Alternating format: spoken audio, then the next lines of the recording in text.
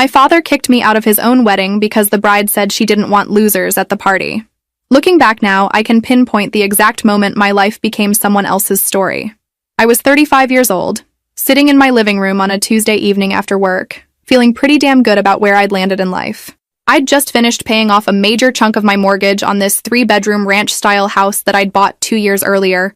Every payment felt like victory, because I'd done it alone, without help, working my way up as a civil engineer in a male-dominated field that loved to remind me I didn't belong there. The house wasn't huge or fancy, but it was mine. The kitchen had granite countertops I'd picked out myself. The master bedroom had this amazing walk-in closet I'd customized. The backyard had a little garden where I'd planted tomatoes and herbs that actually grew, despite my complete lack of gardening knowledge. I'd hung every picture on every wall, chosen every piece of furniture, painted every room the exact colors I wanted. For the first time in my adult life, I felt settled, complete, like I'd built something real and permanent. Then my phone rang, and my father's name appeared on the screen, and I made the mistake of answering. His voice sounded hollow, defeated in a way I'd never heard before. The divorce was final, he told me. His second wife had cleaned out their joint bank account and moved to another state with her new boyfriend, someone she'd apparently been seeing for the last 8 months of their marriage. My father had been living on a friend's couch for 3 weeks, and that friend's wife was starting to complain about the arrangement. He didn't ask directly, not at first. He just talked in circles about how humiliating it was to be 55 years old and essentially homeless, how he'd worked his whole life and had nothing to show for it, how he didn't know what he was going to do. The implication hung in the air between us like smoke. I could have pretended not to understand. I could have offered him money for a security deposit on an apartment. I could have helped him look for rooms to rent. Instead, I heard myself saying he could stay with me temporarily just until he got back on his feet. The silence on the other end of the line stretched so long I thought the call had dropped. Then he started crying, actually sobbing, thanking me over and over, calling me his angel, his saving grace, saying he didn't deserve a daughter as good as me. I felt my chest tighten with that familiar mix of emotions my father always triggered. Love, resentment, obligation, frustration. We'd never been particularly close, especially after my mother left when I was 12, but he was still my father. Family helps family, right? That's what I told myself. He moved in on a Saturday morning in late March. I'd spent the previous week preparing, moving all my personal items out of the master bedroom into the smaller guest room, making space in the closet and bathroom for his things. I told myself it was temporary, maybe 2 or 3 months maximum while he found a job and saved for his own place. When his friend's truck pulled into my driveway, I was shocked by how little he had. 4 boxes, 2 suitcases, a garbage bag full of clothes, and a lamp. That was it. 55 years of life reduced to what could fit in the bed of a pickup truck. We carried everything inside in one trip, and I showed him around like he was a guest, pointing out where I kept extra towels, how the shower temperature was tricky, which cabinet had the coffee mugs. He kept saying thank you, kept touching things gently like he was afraid he'd break something, kept looking at me with this grateful expression that made me uncomfortable. That night, we ordered Chinese food and ate at my kitchen table, the same table where I usually ate alone while scrolling through my phone. He told me stories about my childhood that I barely remembered, made jokes that weren't particularly funny, but I laughed anyway, carefully avoided mentioning his ex-wife or the divorce or anything that might darken the mood. When we said goodnight and went to our separate rooms, I lay in the smaller bed in the guest room and stared at the ceiling, wondering if I'd just made a huge mistake or done something genuinely kind. I decided it was probably both. The first month was actually okay. Better than okay, honestly. My father made an effort to be the perfect house guest. He'd be up before me every morning, have coffee already brewed when I stumbled into the kitchen at 6:30. He'd do the dishes without being asked, vacuum the living room, take out the trash, water my garden. He applied for jobs constantly, printing out resumes on my printer and disappearing for interviews 2 or 3 times a week. In the evenings, we'd have dinner together and watch television shows we both liked, this comfortable routine that felt almost normal. I started to think maybe this could work, that maybe we could build an actual relationship now that I was an adult, and he wasn't trying to parent me anymore. He told me about his job search frustrations, and I'd offer advice or connections when I could. I told him about my projects at work, the difficult clients and impossible deadlines, and he'd listen in a way he never had when I was younger. One night, about 5 weeks in, he looked at me across the dinner table and said he was proud of me, proud of what I'd built, proud of the woman I'd become. I actually teared up because I'd waited my whole life to hear him say that. Looking back now, I wish I could reach through time and shake that naive version of myself, tell her to enjoy these peaceful weeks because they were about to end in spectacular fashion. Month 3 arrived with spring turning to early summer, and my father met her. I remember the exact evening because I'd had a particularly brutal day at work, dealing with a contractor who'd completely botched a foundation pour, and I came home exhausted and irritable. My father was sitting on the couch with this dopey smile on his face, practically vibrating with excitement. He told me he'd met someone at the grocery store that morning, a woman who'd reached for the same box of cereal he'd grabbed, and they'd laughed about it and started talking right there in the breakfast aisle. They'd talked for so long that other shoppers had to reach around them. They'd moved their conversation to the parking lot and talked for another hour and a half sitting on the tailgate of someone's truck. Her name was... Actually, you know what? Her name doesn't matter. What matters is that my father was absolutely smitten in a way I'd never seen. He showed me her number saved in his phone like it was a winning lottery ticket.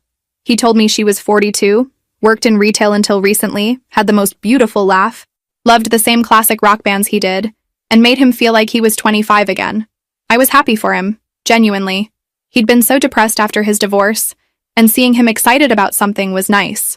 They went on their first date that Saturday, and he came home at 11 at night glowing, talking nonstop about the restaurant they'd gone to, the conversation they'd had, how easy and natural everything felt with her. He told me he thought this could be something real, something special. I hugged him and told him I was glad he'd found someone who made him happy. I meant it. At that point, I actually meant it. Their relationship moved fast. Within 2 weeks, they were seeing each other almost every day. My father was rarely home, which was fine by me because it meant I had my house to myself again. When he was home, he'd be on the phone with her for hours, laughing at things that weren't that funny, talking in that soft voice people use when they're falling for someone. I'd hear him through the walls late at night, saying goodnight like they were teenagers. It was a little embarrassing, but also kind of sweet. Then week 6 hit, and everything changed. I came home from work on a Wednesday afternoon to find my father standing in the living room with her, and she had 3 large suitcases lined up by the door. Not overnight bags. Not a backpack for a sleepover. 3 massive suitcases, the kind you take on international trips. My father had this sheepish expression on his face, and she had this smile that didn't quite reach her eyes. Before I could even ask what was happening, he launched into this explanation about how she'd had a terrible fight with her roommate, how she'd been kicked out with nowhere to go, how she just needed a place to stay for a couple weeks until she found a new apartment. He asked if it would be okay if she crashed in his room temporarily. What was I supposed to say? No? In front of her? After she was standing right there looking at me like she was waiting for me to be the villain? I felt ambushed, trapped, but I said fine, a couple weeks, and watched relief flood my father's face. She thanked me in this overly sweet voice that immediately set my teeth on edge, calling me a lifesaver and saying she'd stay out of my way completely. That should have been my first warning sign. People who promise to stay out of your way never do. Within 48 hours, she'd completely taken over. Her clothes didn't just share the closet with my father's things. They'd consumed the entire space, pushing his stuff into one corner. Her shoes appeared in every room, heels by the front door, flip-flops in the bathroom, sneakers in the kitchen.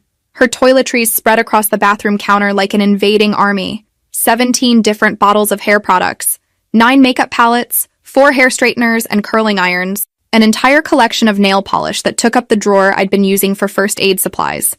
I found her shampoo in my shower, her toothbrush next to mine, her face masks in my medicine cabinet.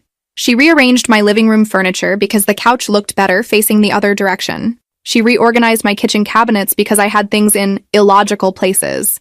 She changed the channel whenever she walked into a room, even if I was already watching something. She took my favorite coffee mug and claimed it as her own, getting annoyed when I tried to use it. And through all of this, my father just smiled and acted like everything was normal and wonderful. When I tried to talk to him alone one evening, asking quietly when exactly she was planning to start apartment hunting, he got defensive immediately. He said she was going through a hard time, that she'd had a difficult life, that I should be more compassionate. He said she made him happier than he'd been in years, and couldn't I just be supportive for once in my life? That last part hit me like a slap. For once? I'd literally given him my house, my bedroom, my peace of mind. But apparently that wasn't enough. I was supposed to sacrifice even more, endlessly without complaint. I felt something harden inside my chest that night. but I pushed it down. I told myself it was still just temporary, that she'd be gone soon, that I could tolerate anything for a few more weeks. Spoiler alert, she didn't work. I realized this slowly, like watching a photograph develop in a dark room. The first morning after she moved in, I left for work at 7, assuming she'd have somewhere to be to. When I came home at 6 that evening, she was on my couch in the exact same position, wearing the same pajamas, watching the same type of reality show. I figured she'd had the day off, but then it happened the next day, and the day after that. By day 5, I straight up asked her what her work schedule was like. She gave this vague answer about how she was between opportunities right now and taking some time to focus on herself and her relationship with my father. Translation: she had no job, no prospects, and no intention of getting either while she had free room and board. Every single day I'd leave for work and she'd be sprawled on my couch. Every single evening I'd come home and she'd still be there, surrounded by snack wrappers and dirty dishes and soda cans. The television would be blaring something mindless. She'd barely acknowledge my presence, maybe a half-hearted wave without taking her eyes off the screen. My father would get home from whatever job search activities he was doing, and immediately it was like she transformed. Suddenly, she was energetic and affectionate, greeting him at the door, asking about his day, being the perfect girlfriend. He'd dote on her constantly, asking if she needed anything, if she was comfortable, if he could get her some water or a snack. She'd stretch out on the couch like a cat and make these little requests, and he'd jump to fulfill them like he was her personal servant. It made me want to scream. The disrespect started small, then grew like mold creeping up a wall. First, it was little comments. She'd look at my outfits for work and say things like, "That's an interesting choice," with this tone that made it clear she thought I looked terrible. She'd ask if I'd considered updating my wardrobe because my style seemed very dated and conservative. She'd comment on what I ate, suggesting I should watch my portions if I wanted to stay healthy. She'd observe that I seemed to work a lot. Wasn't it sad that I didn't have anyone to come home to? Didn't I want a family someday before it was too late? Every comment felt like a small cut, designed to make me feel inadequate in my own home. I tried to ignore her, told myself she was insecure and taking it out on me. Then she escalated to using my things. I started noticing my expensive skincare products were being used, the bottles getting emptier faster than they should. My nice perfume that I saved for special occasions was definitely at a different level than I'd left it. One day, I found her wearing my cashmere sweater, the really nice one I'd bought myself as a birthday present, and when I pointed out that it was mine, she laughed and said borrowing clothes was just what women did, that I should stop being so possessive. The sweater came back stretched out and reeking of her perfume, basically unwearable. When I complained to my father, he told me I was making a big deal out of nothing, that it was just a sweater, that I could afford to replace it if I was that upset. Not she should replace it. Not she shouldn't have taken it. I could afford to replace it. Like my financial situation gave everyone permission to use and abuse my belongings. Then came the wine. I'd been building a modest wine collection. Nothing crazy expensive, but nice bottles I'd picked up from local vineyards on weekend trips. I was saving them for special occasions, or at least planning to savor them properly. I came home one Thursday evening to find one of my favorite bottles empty on the counter, and her sprawled on the couch drunk at 5 in the afternoon, giggling at a reality show about housewives. I stood there holding the empty bottle, and she looked at me and said, "Oh yeah, I found that in your cabinet, hope you don't mind, it was pretty good." Hope you don't mind, like it was an afterthought. A casual courtesy instead of asking before taking something that wasn't hers. I minded very much. I said as much, trying to keep my voice calm but firm, and she rolled her eyes at me. Actually rolled her eyes like I was the one being unreasonable. She said I needed to learn how to share, that hoarding things for someday was stupid because someday might never come, that I should be grateful someone was actually enjoying my stuff instead of letting it collect dust. My father walked in during this exchange and immediately took her side. He said I was being uptight and possessive, exactly like I'd been as a child with my toys, never wanting to share with other kids. He said he'd raised me better than this. I walked away before I said something I couldn't take back, went to my small bedroom, and cried angry tears of frustration. This was my house, my things, my space, and somehow, I was being made to feel like the villain for wanting to maintain basic boundaries. The car incident happened on a Saturday morning in late June, and it was the moment I realized this situation was completely out of control. I woke up around 9, planning to run some errands and maybe hit the farmer's market.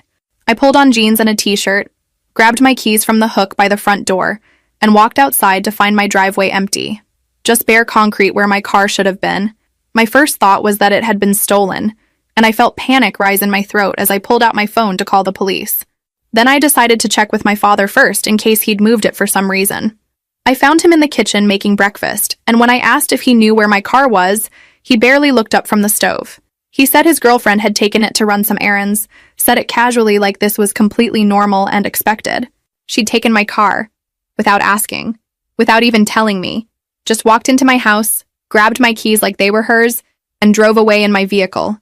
I felt rage bubble up so hot and sudden that I had to grip the edge of the counter to steady myself. I asked my father if he understood that this was not okay, that you can't just take someone's car without permission. He flipped a pancake and said she'd needed to pick up some things and didn't have a car of her own, so what was she supposed to do? I said she was supposed to ask, or take the bus, or walk, or literally anything other than stealing my property. He sighed like I was being difficult and said I was overreacting, that she'd bring it back in a few hours. 5 hours. That's how long she kept my car. When she finally returned at 3 in the afternoon, I was waiting in the driveway. She pulled in blasting music, climbed out leaving the driver's door wide open, and tossed me my keys like she was doing me a favor by returning them. The gas tank was completely empty, like she'd driven until the warning light came on and then decided that was close enough to my house. There was a fresh dent in the rear bumper. The back seat was covered in fast food trash. Burger wrappers, fry containers, soda cups with melted ice. The car smelled like grease and her perfume. I demanded to know what the hell she thought she was doing. She looked at me like I'd asked her to explain quantum physics, this expression of complete confusion about why I was upset. She said she'd needed to run errands, and I was always at work anyway, so why did it matter if she borrowed my car on a weekend? Borrowed. Like she'd asked and I'd agreed. I pointed at the dent, the empty tank, the trash everywhere. She shrugged and said the dent was already there. It wasn't. She'd fill up the tank next time. There wouldn't be a next time. And she'd clean out the trash later. She wouldn't. Before I could respond, my father appeared and physically stepped between us, putting his hand on my shoulder in this patronizing way that made me want to scream. He asked if we could talk inside, privately, his tone suggesting I was the one causing problems. In my own kitchen, he proceeded to lecture me about compassion and understanding. He said she was going through a tough time, adjusting to being in a new place, dealing with the trauma of her previous living situation. He said she didn't have a car because she'd fallen on hard times financially, and wasn't it the Christian thing to help those less fortunate than ourselves? I pointed out that I was already helping by giving them free housing, utilities, food, and apparently now my vehicle. He said I was starting to sound selfish and bitter, that the daughter he'd raised was compassionate and generous, and he didn't recognize this angry person standing in front of him. That hurt worse than anything she could have done. He was rewriting history, making me the villain, choosing her over me in ways that felt deliberate and cruel. I told him she needed to ask before using my things, that this was non-negotiable. He said fine. He'd talk to her, but I needed to be more flexible and understanding. She never apologized. She never asked permission again, either. She just stopped using my car because I started hiding my keys in my bedroom. 2 weeks after the car incident, I came home early from work on a Friday because I had a headache that wouldn't quit. I pulled into my driveway at 4:30 instead of my usual 6 and immediately knew something was wrong. There were cars parked all along my street, cars I didn't recognize, and I could hear music thumping from inside my house. Loud music, party music. I walked through my front door into absolute chaos. My living room was packed with people I'd never seen before, at least 20 strangers drinking and laughing and dancing. My kitchen was covered in liquor bottles and beer cans. Someone was smoking on my patio, the smoke drifting in through the open door. The coffee table I'd spent 2 months shopping for had wet rings all over it from drinks placed directly on the wood. There was some kind of red sauce splattered on my wall. And in the center of all of it, wearing one of my dresses that she'd clearly taken without asking, was her. She was holding court like the hostess of some upscale party, laughing too loud, clearly already drunk, completely at home in my space. She saw me standing there and her face went from surprise to annoyance in about half a second. I walked over to the sound system and turned off the music. The sudden silence was jarring, everyone stopping mid-conversation to stare at me. I asked what was happening, keeping my voice level despite wanting to scream. She said she was having a few friends over and I was being rude by interrupting. A few friends. There were 20+ people in my house. I said everyone needed to leave now, that this was my home and I hadn't given permission for any of this. She laughed, actually laughed, and told her friends to ignore me. She called me a controlling bitch who couldn't stand to see other people having fun, said I was jealous because I had no life of my own. Her friends started gathering their things, looking uncomfortable, clearly realizing they'd been brought into someone else's drama. As they filtered out, I started assessing the damage. A picture frame I'd gotten from my grandmother was shattered on the floor. There was red wine ground into my carpet in at least 3 places. Someone had burned a hole in my couch cushion with a cigarette. My nice cheese board was covered in dried-on food that nobody had bothered to clean. The bathroom was a disaster. Toilet paper everywhere, makeup smeared on my hand towels. I felt sick looking at it all. My father came home while I was still standing there surveying the destruction. He took one look at the scene, at her pouting in the corner, at me shaking with rage, and I actually thought he was going to defend me for once. Instead, he asked if I could just let them finish the party. It was only 10:30 on a Friday night, he said. It wasn't that late. People were having fun. They'd clean everything up, he promised. Good as new. I looked at him standing there, choosing her again, siding with her again, and something inside me snapped. Not broke. Snapped. Like a rubber band pulled too tight. I said no. The party was over. Everyone was out. And if he had a problem with that, he could leave too.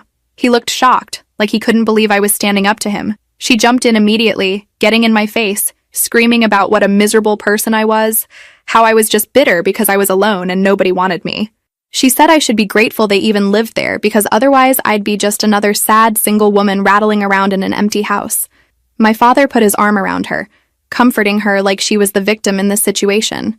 That's when I realized they were never leaving voluntarily. They'd found their perfect setup.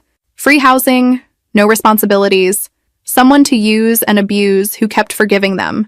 If I wanted my life back, I was going to have to take it back forcibly. But I wasn't quite ready yet. I still had this naive hope that my father would wake up, see what she really was, choose me for once. So I cleaned up the mess myself, spent 3 hours scrubbing and organizing, threw away my ruined belongings, and told myself I could endure a little longer. 10 months. That's how long she'd been living in my house, rent-free, destroying my peace of mind inch by inch when my father made his big announcement. It was a Tuesday morning in early August, and I was running late for work, rushing around trying to find my laptop charger that had mysteriously disappeared. My father was sitting at the kitchen table with this huge smile on his face, practically vibrating with excitement. He told me to sit down, that he had something important to share. I said I didn't have time. I was already late for a meeting. He said this would just take a minute. I sat, checking my watch, already annoyed. That's when he told me they were getting engaged. He'd proposed the night before with a ring he'd somehow managed to buy, and she'd said yes. He showed me the ring like I was supposed to ooh and ah over it, talking about how excited he was to start this new chapter, how he'd never been happier. I felt nauseous. This woman who'd been living off my generosity for almost a year, who'd never held a job the entire time I'd known her, who'd shown zero interest in actually building a life with him beyond living rent-free in my house, was now going to be my stepmother. I asked him if he was sure about this, trying to keep my voice neutral. I pointed out that they'd only known each other for 10 months, that maybe they should wait a bit longer, make sure this was really what he wanted. He said when you know, all that cliche bullshit people say when they're making terrible decisions. I asked if they'd discussed where they were going to live after getting married, hoping against hope that he'd say they were looking for their own place. He got this look on his face, like the question surprised him, and said they'd figure it out eventually. But for now, we were all fine where we were. All fine. Watching my father light up over this nightmare of an engagement, I felt something die inside me. The last little bit of hope that he'd wake up, that he'd choose me, that he'd recognize what she was doing. It was over. I was on my own. Before I could respond to any of this, she walked into the kitchen wearing one of my robes, her hair wrapped in one of my good towels, and announced that they'd need $5,000 for the wedding. Not asked. Announced. Like I was an ATM machine that existed solely to fund their bad decisions. I actually laughed. I couldn't help it. The audacity was almost impressive in its shamelessness. I said there was no way I was paying for their wedding. She got this look on her face, lips pursed like she'd tasted something sour, and said that $5,000 was nothing to someone like me. Someone like me. Single, no kids, good job, no one to spend money on. She said the least I could do was help my father have one happy day after everything he'd been through with his divorce and his struggles. She said I was selfish and bitter, that I couldn't stand to see them happy because I was so miserable in my own life. My father didn't defend me, didn't tell her to stop, didn't say a single word in my defense. Instead, he looked at me with these pleading puppy dog eyes and said it would mean the world to him. Then he started in on the manipulation. He talked about how my mother had abandoned him when I was young, how he'd raised me by himself, how hard that had been. He said he'd sacrificed his happiness for years to be a good father, and now he'd finally found someone who made him feel alive again. He said after everything he'd done for me, couldn't I do this one thing for him? And then he cried. Real tears streaming down his face as he talked about his loneliness and pain and desperate need for this wedding to happen. I sat there watching him perform because that's what it was, a performance, and I felt myself breaking. Not because I believed him, but because I was so tired. Tired of fighting, tired of being the villain, tired of defending my boundaries only to be told I was selfish. So I said yes. I said I'd pay for their fucking wedding. His face lit up like Christmas morning. Her face twisted into this smirk of victory that she didn't bother hiding. I transferred $5,000 that afternoon and immediately wanted to take it back, but I couldn't without proving every terrible thing she'd said about me. The next month was psychological torture. They planned their wedding with my money like they were spending someone else's Monopoly cash, choosing the most expensive options for everything without any consideration for budget or practicality. The venue they picked was some restored barn that charged premium prices for rustic charm. The catering was upscale farm-to-table stuff that cost twice what a normal buffet would. The flowers were imported. The photographer was award-winning. The cake was from some fancy bakery downtown. And then came the additional requests. My father would approach me every few days with a new financial need. The florist needed a deposit of $300 more than expected. Could I help? The photographer required an additional $200 for travel costs. Could I cover it? She wanted a specific champagne that wasn't included in the bar package, another $150. The invitations were more expensive than they'd budgeted. Could I chip in another $200? Every single time I said no, that I'd given them $5,000 and that's all they were getting. My father would get this wounded look. He'd talk about how this was his special day, how it only happens once. How could I be so stingy when I had plenty of money? She'd make snide comments about how some people were too selfish to help family celebrate, how she'd give her last dollar to help someone she loved, how lucky her friends were that they had generous people in their lives unlike me. The guilt trips were constant and exhausting. I started avoiding my own home entirely. I'd stay late at the office even when I'd finished all my work, just sitting at my desk reading articles or organizing files. I'd go to the gym after work and spend 2 hours there, taking extra long showers in the locker room. I'd drive around aimlessly, listening to podcasts, doing anything to delay going home. When I did have to be there, I'd hide in my small bedroom, the room that used to be for guests but was now my prison. I could hear them through the walls, laughing and planning their perfect day, paid for by the daughter they both treated like a walking wallet. About 2 weeks before the wedding, I came home early one evening because I'd forgotten an important file. I walked in quietly, not announcing myself, and I heard her on the phone in the living room. She was talking to one of her friends, her voice loud and careless, clearly not realizing I was there. She was laughing about how she'd finally found her meal ticket, how my father was stupid enough to actually believe she loved him, how the sex was boring but worth it for the free rent and spending money. She said once they were married, she'd convince him to kick me out so they could have the whole house to themselves. Her friend must have asked about the wedding because she started talking about that too. She said she'd specifically told my father she didn't want me there. She said I was a pathetic loser who'd probably show up in some tragic dress and ruin all her photos with my bitter face. She said the only good thing about me was my bank account, and once that was drained, she'd make sure I was gone for good. I stood frozen in the hallway, listening to her tear apart my life while sitting on my couch in my home that I paid for. My father was in the next room, supposedly reading but definitely within earshot. He had to have heard at least some of this. When I walked into the living room, she barely reacted. Just gave me this look like I was interrupting her important phone call. I asked my father if he'd heard what she was saying. He claimed he had his headphones in, hadn't heard a thing. I repeated what she'd said, word for word, watching his face for some sign of shock or anger or defense. Nothing. He suggested I might have misheard, that I was stressed from work, that maybe I should talk to someone about my anxiety because I seemed to be getting paranoid. She chimed in, saying I was always trying to cause problems between them, that I was jealous and couldn't stand their happiness. My father nodded along like she was making perfect sense. That's when I realized he knew exactly who she was. He heard her, he understood what she was doing, and he simply didn't care. He'd chosen her, fully and completely, and I was just the ATM they were using until they could dispose of me. I walked to my room, locked the door, and started making plans. I was done being the victim in this story. The wedding was scheduled for a Saturday in early September. I'd bought a dress weeks earlier, a simple navy blue knee-length thing that was appropriate and actually pretty flattering. I'd even gotten my hair done that morning, blown out and styled, wanting to look nice despite everything. I bought them a gift, some expensive kitchen gadget they'd registered for, wrapped it carefully with a card that said, "Congratulations." I told myself I was going to this wedding to prove I was the bigger person, to show I could support my father even if I hated his choice. I showed up at the venue at 3:30 for a 4 o'clock ceremony, pulling into the parking lot of this renovated barn that my $5,000 had rented. The place was already buzzing with guests arriving, everyone dressed in their formal clothes, chatting and laughing.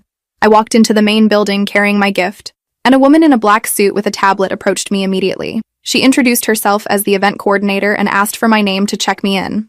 I gave it, spelling it carefully, and watched her scroll through whatever list she had on her screen. Her expression changed from professional pleasantness to confusion, to something like embarrassment. She asked me to wait just one moment and disappeared through a side door, leaving me standing in the entryway while other guests streamed past. I stood there for 5 minutes, then 10, feeling more awkward by the second. People were starting to look at me curiously, probably wondering why I was just standing there alone. Finally, the coordinator came back, and I could tell from her face that something was wrong. She asked if we could step outside for a moment, more privacy. We went out to a small patio area, and she told me, very quietly and apologetically, that my name wasn't on the guest list. I said that was impossible, that I was the father of the bride, no wait, the daughter of the groom, that there must be some mistake. She checked her tablet again, then turned it to show me. My name had been on the original list that was sent to her a month ago, but this morning she'd received an updated list via email, and my name had been crossed out with a note in all caps. "Do not admit, per bride's explicit request." I felt my face burn with humiliation, standing there in my nice dress and styled hair, holding a gift for people who didn't want me at their wedding, the wedding I'd paid for. The coordinator looked genuinely sympathetic and said she'd go find the groom, that maybe there'd been some misunderstanding. She disappeared again, leaving me alone on this patio, and I seriously considered just leaving, driving away and never speaking to any of them again. But I needed to hear my father say it. I needed to look him in the eye and have him confirm this. 10 minutes later, the coordinator returned with my father following behind her, looking uncomfortable in his tuxedo. The tuxedo I'd probably paid for since I'd paid for everything else. We stood there on this patio with the ceremony about to start, and I asked him directly what was going on. He couldn't look at me, just stared at his fancy shoes and mumbled something about how his fiancée wanted the day to be positive energy only. I said I didn't understand, and he finally met my eyes. He said I'd been very negative about their relationship from the beginning. He said I'd never been happy for him, never supportive, always critical and judgmental. He said his bride felt strongly that she didn't want anyone present who couldn't celebrate their love wholeheartedly, and they'd decided together that it was better if I didn't attend. I asked him if he understood that I'd paid for this entire wedding. He said that was my choice, that nobody forced me, that I'd offered the money freely. I asked him if he realized how humiliating this was, being turned away from an event I'd funded. He said I was making it about me again when this was supposed to be their special day. Other guests had noticed us now, were definitely staring, recognizing family drama when they saw it. Before I could respond, she appeared. She walked over in her white dress that probably cost half my contribution, train dragging behind her, makeup perfect, looking like some fairy tale bride. She placed her hand on my father's arm possessively and looked at me with pure contempt. She said if I didn't leave voluntarily, she'd have security escort me out. She suggested I get some therapy for my issues with jealousy and bitterness before trying to contact them again. My father stood there and said nothing, didn't defend me, didn't tell her to stop, just nodded slightly like he agreed with her assessment. 2 security guards appeared, young guys who looked super uncomfortable with this situation, and they politely but firmly walked me back to my car. I passed several of my father's friends and relatives on the way, people I'd known my whole life, and they all looked away. Nobody said anything. Nobody intervened. I got in my car, carefully placed the gift I'd bought on the passenger seat, and opened my phone. There was a text message from her, sent about 10 minutes before I'd arrived. "Thanks for the 5K, you stupid bitch. Enjoy your empty house and empty life." I sat there reading it over and over, and something interesting happened. The humiliation and hurt transformed into something cold and crystalline and perfectly clear. I was done being their victim. I was done being generous and understanding and forgiving. They wanted me out of their lives? Fine. I'd make it permanent. I drove home with my hands steady on the wheel, my mind working through logistics and timing. The ceremony would last about 30 minutes, then cocktail hour, then dinner and dancing. They wouldn't be home until at least midnight, probably closer to 1 or 2 in the morning, given how much drinking would happen at their reception. I had time. Plenty of time. I pulled into my driveway at 4:45, walked into my house, and immediately started packing. Every single item that belonged to either of them went into boxes. I was systematic about it, methodical, working through the house room by room like I was conducting a professional inventory. Master bedroom first. All his clothes, all her clothes. Every single piece of clothing went into garbage bags and boxes. Shoes lined up and packed away. Toiletries from the bathroom. Every bottle and tube and container. Their towels, their sheets, their pillows. The cologne he'd bought with money he'd borrowed from me last month. The expensive lingerie she'd purchased on shopping trips while I was at work. Books from the nightstand. Chargers from the outlets, everything. Guest room that my father had been using for storage. Boxes of his old possessions. Photo albums. A lamp I'd let him keep even though it was ugly. Kitchen. Her ridiculous collection of herbal teas that she never drank. His special hot sauce. The beer in the fridge that I didn't drink. Living room. Her magazines. Her throw blanket. His reading glasses. Both of their phones' chargers. I found things I didn't even know were there. Wedding planning documents showing they'd spent $7,000 total, meaning they'd found other people to hit up for money. An envelope with $2,000 in cash hidden in his sock drawer, probably savings I didn't know about. A receipt for the ring showing he'd bought it on credit and hadn't made any payments yet. Evidence of their whole parasitic existence packed away methodically. I filled 15 boxes. 8 suitcases pulled from various closets throughout the house. 6 garbage bags. A dozen shopping bags. Every trace of them erased from my space. Then I dragged it all to the front lawn. Trip after trip carrying boxes and bags and suitcases, stacking them on my grass under the porch light like an installation art piece titled "Get the Fuck Out." My neighbors definitely saw me. The woman across the street came out at one point and asked if everything was okay. I told her everything was perfect. Best I'd felt in months. She looked at the mountain of belongings on my lawn and slowly backed away. Next step.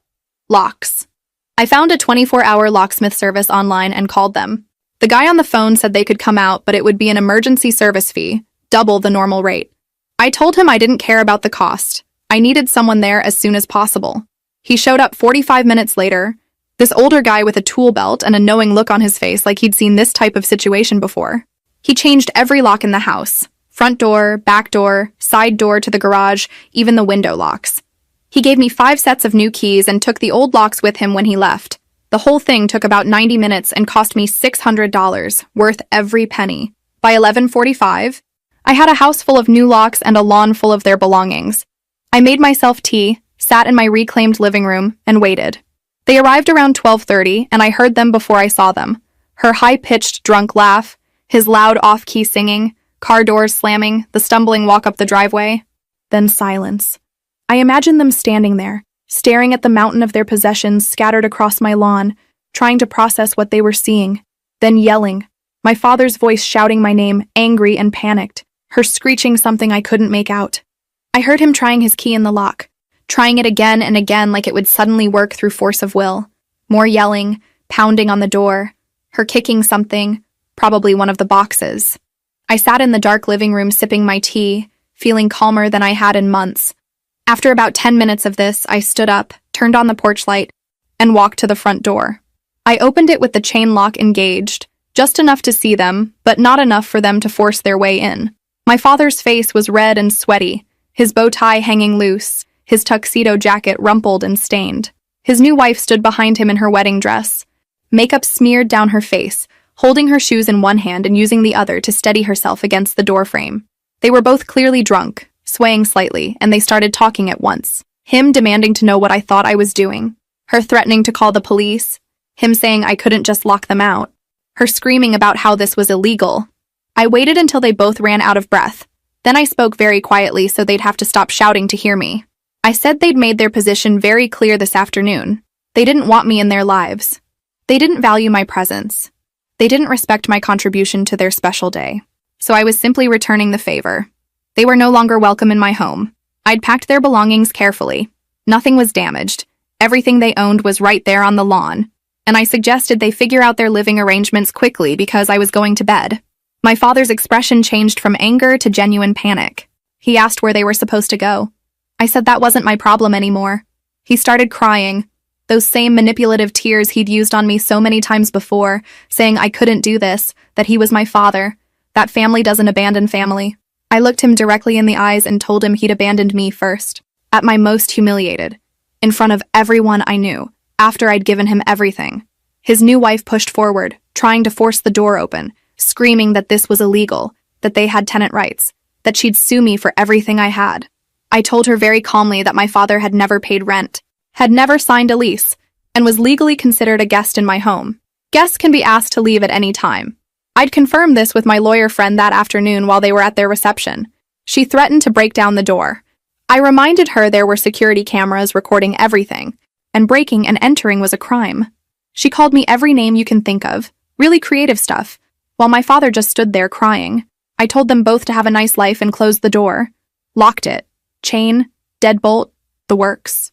Then I walked back to my couch and listened to them rage outside for another 30 minutes. Eventually, the yelling stopped. I peeked through the window and watched them load their belongings into their car, the same car they'd driven to their wedding reception. It was a sedan, way too small for all their stuff. They made 3 trips, shoving boxes and suitcases into the trunk and back seat, arguing with each other about what would fit and what wouldn't. A lot of it ended up staying on the curb because there simply wasn't room. Her wedding dress was getting dirty, dragging through my grass and catching on boxes. His tuxedo was a wrinkled mess. They looked absolutely miserable, and I felt nothing but satisfaction. Around 1:30 in the morning, they drove away, car packed to bursting, leaving some of their belongings scattered on my lawn. I waited until I couldn't hear their car anymore, then went outside and dragged the remaining items to the curb for trash pickup. Then I went to bed in my master bedroom, the bedroom I should have been sleeping in all along, and I slept better than I had in a year. The next few days were chaos, but manageable chaos that I controlled. My phone exploded with messages and calls. My father tried every number he had for me, left voicemails that ranged from apologetic to rageful to manipulative, saying he was sorry, saying I was heartless, saying we could work this out if I just answered the phone, saying I'd regret this. His new wife sent text after text, first begging me to let them back in, then threatening legal action, then insulting me, then begging again. I blocked both of their numbers after reading the first few. Delete, block, done. Then the extended family started calling. My uncle, my father's older brother, called me on Monday morning absolutely furious. He demanded to know what I'd done, how I could treat my father this way, throwing him out in the street after his wedding. I let him rant for about 2 minutes. Then I calmly told him the whole story from the beginning, how I'd taken my father in when he had nowhere else to go, how I'd given him my bedroom, my space, my peace, how his girlfriend had moved in without permission and proceeded to disrespect me and my home for 10 months straight, how they demanded $5,000 for a wedding, then banned me from attending that same wedding after I'd paid for it, how I'd been humiliated publicly and decided I was done being their victim. My uncle went very quiet on the other end of the line. Then he sighed, long and heavy, and said he didn't know about most of that. He said they were staying in a motel off the highway, some cheap place that charged by the week. My father was embarrassed and didn't know what to do next. I said he should have thought about consequences before burning bridges with the person keeping a roof over his head. My uncle said I was right, that my father had made his bed, but asked if I could maybe find it in myself to forgive him eventually. He said family was important, that holding grudges only hurt yourself in the end. I said maybe someday I'd forgive him, but that day wasn't today or anytime soon. I needed time and space to heal from what they'd done to me. He said he understood, that he'd keep my father away from me for a while. We ended the call on decent terms. At least someone in the family saw reason. The weeks that followed were transformative in ways I didn't expect.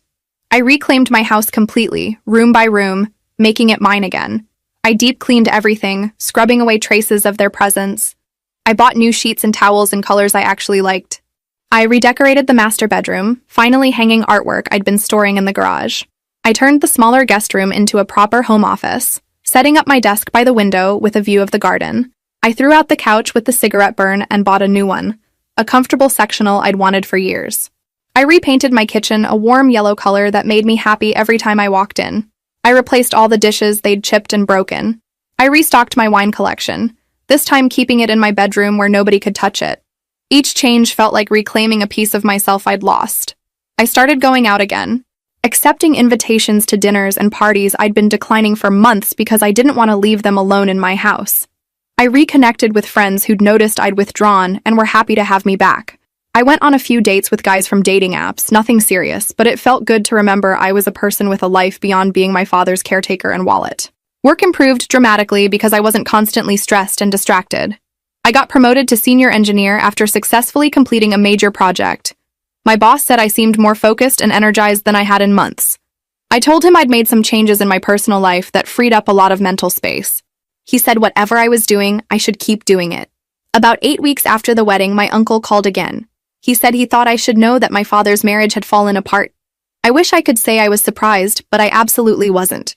According to my uncle, the new wife had become unbearable once she realized the gravy train had permanently left the station. Without my house to live in and my money to spend, the fantasy of an easy, comfortable life had evaporated. She'd started drinking heavily. Not just social drinking, but serious problem drinking. They'd gotten into screaming matches in their motel room loud enough that other guests complained. She'd accused my father of being worthless and pathetic, blamed him for losing their perfect setup, told him he'd ruined her life by being too weak to control his bitch daughter. During one particularly bad fight, she'd actually hit him, slapped him hard enough to leave a mark. The motel manager had called the police after another guest reported domestic violence. The cops had shown up, separated them, taken statements. My father had filed for divorce the next day. The marriage lasted exactly 6 weeks. She'd left town immediately, taking whatever cash she could grab from their shared account, which apparently wasn't much because they'd already spent most of it on extending their motel stay. My uncle said my father was completely defeated now. He'd found a job at a bakery, starting work at 5 in the morning to prepare bread and pastries, making minimum wage after years of white-collar work. He'd rented a room in a house owned by one of his co-workers. A tiny space barely big enough for a bed and a dresser. He'd sold most of his possessions because he had nowhere to store them. According to my uncle, my father was deeply ashamed and finally understood what I'd been trying to tell him all along. He wanted to apologize but didn't think I'd accept his calls. My uncle was right about that last part. I asked if my father had specifically sent him to deliver this message. My uncle admitted yes, that my father had asked him to feel me out about the possibility of reconciliation. I thought about it for maybe 10 seconds. I said I appreciated the update, but I wasn't ready to talk to my father. Maybe someday, but not now, not soon. The wound was too fresh, the betrayal too deep. I needed more time and maybe therapy before I could even consider forgiving him. My uncle said he understood and would pass the message along. He told me to take care of myself, that I'd done what I needed to do. That actually helped, hearing someone from my father's side validate my choices. 3 months after that disaster wedding, I was genuinely, truly happy. Not just okay, not just surviving, but thriving in ways I hadn't in years.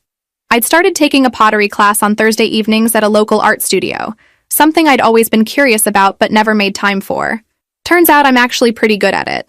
And there's something meditative about working with clay, shaping something with your hands, creating something from nothing. I'd planned a vacation to visit my friend who'd moved across the country, 2 weeks off work that I actually felt excited about instead of guilty for taking. I'd adopted a cat from the shelter, a massive orange tabby I named Biscuit, who spent most of his time sleeping in sunbeams and demanding treats. Having something alive in the house that actually appreciated me felt revolutionary. My home felt like mine again in every possible way. I'd wake up in the morning and feel peace instead of dread. No more walking on eggshells. No more cleaning up after ungrateful guests.